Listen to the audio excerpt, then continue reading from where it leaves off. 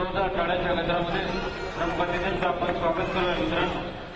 देशभर मित्रांनो संपूर्ण हिंदुस्थान स्वतःच्या पद्धतीने उघडले. आव्हानं निर्माण झाली, परंतु देश कुणामुळे झुकला नाही, वाकला नाही, डगमगला नाही, भक्कम उभा राहिला. देशाची एकता, अखंडता, सार्वभौमता, संविधान, देशातली लोकशाही, देशाच्या सीमा सुरक्षित ठेवण्यासाठी अनेक सुपुत्रांनी प्राणाचं बलिदान दिलं.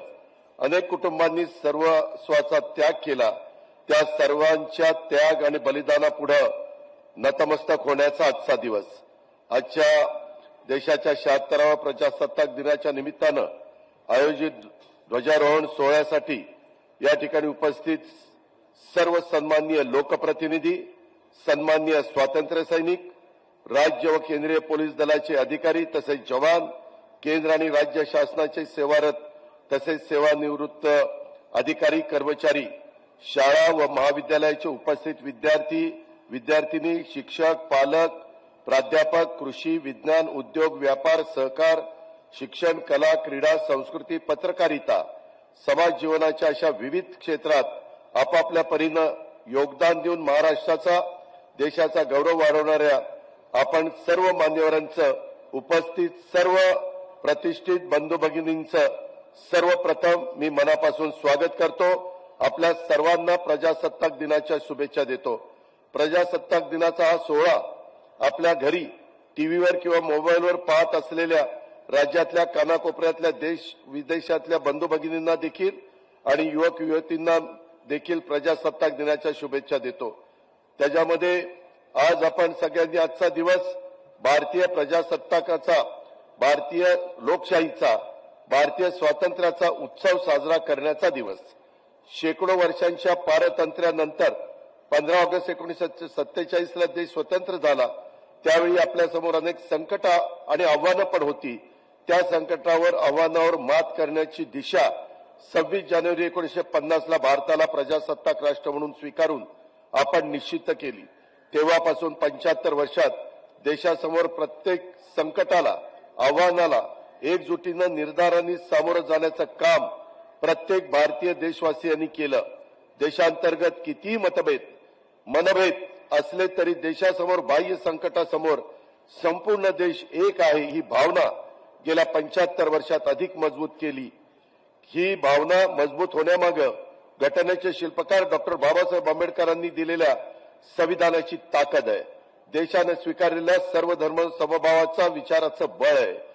गेल्या 75 वर्षात जगातल्या इतर देशात लोकशाही व्यवस्थेचे धक्के बसत असताना आपली लोकशाही सुरक्षित राहिली. याचं श्रेय सर्वश्री डॉक्टर बाबासाहेब आंबेडकरांनी दिलेल्या राज्यघटनेला तसंच लोकशाहीवरच्या देशवासियांच्या विश्वासाला आहे. देशाने केलेल्या गेल्या 75 वर्षामध्ये शेती, उद्योग, व्यापार, शिक्षण, आरोग्य, सहकार, विज्ञान, तंत्रज्ञान, संशोधन, कला, क्रीडा, साहित्य, संस्कृती, सामाजिक सुधारणा अशा क्षेत्रातील उल्लेखनीय प्रगती केली. या प्रगतीचं श्रेय 75 वर्षाच्या काळात देशाच्या राजकीय, सामाजिक, शैक्षणिक, सांस्कृतिक, औद्योगिक, आर्थिक क्षेत्रातल्या नेतृत्वानं जी मेहनत घेतली, कार्यकर्त्यांनी जी साथ दिली, त्यांच्या त्या मेहनतीला आहे. काल प्रजासत्ताक दिनाच्या पूर्वसंध्येला केंद्र सरकारच्या तर्फे पद्म पुरस्कार जाहीर करण्यात आले. आपल्या राज्यातून माजी मुख्यमंत्री मनोहर जोशी साहेब यांना मरणोत्तर, गायक पंकज उधास यांना मरणोत्तर, निर्देशक अभिनेता शेखर कपूर यांना पद्मभूषण पुरस्कार जाहीर केले. अभिनेते अशोक सराफ, गायिका अश्विनी भिडे देशपांडे, निसर्ग अभ्यासक मारुती चितमपल्ली, वन संवर्धन चैत्राम पवार, होमिओपॅथी डॉक्टर विलास डांगरे, गायिका जसविंदर नरुला, बासरीवादक रोनू मजुमदार, चित्रकार वासुदेव कामत, सुलेखनकार अच्युत पालव, बँकर अरुंधती भट्टाचार्य, कृषी क्षेत्रातील कामगिरीबद्दल सुभाष खेतुलाल शर्मा या मान्यवरांना पद्मश्री पुरस्कार जाहीर झाला आहे. या मान्यवरांना मिळालेला पद्म पुरस्कार हे महाराष्ट्राच्या राजकीय, संस्कृती, कला समृद्धीचा गौरव आहे. केंद्र सरकारकडून पद्मविभूषण, पद्मभूषण, पद्मश्री, पुरस्कार मिळालेल्या देशातल्या राज्यातल्या सर्व मान्यवर पुरस्कार विजेत्यांचं मी त्या ठिकाणी अभिनंदन करतो. राज्याच्याही वतीनं करतो, पुणे जिल्ह्याच्या वतीनं पण करतो.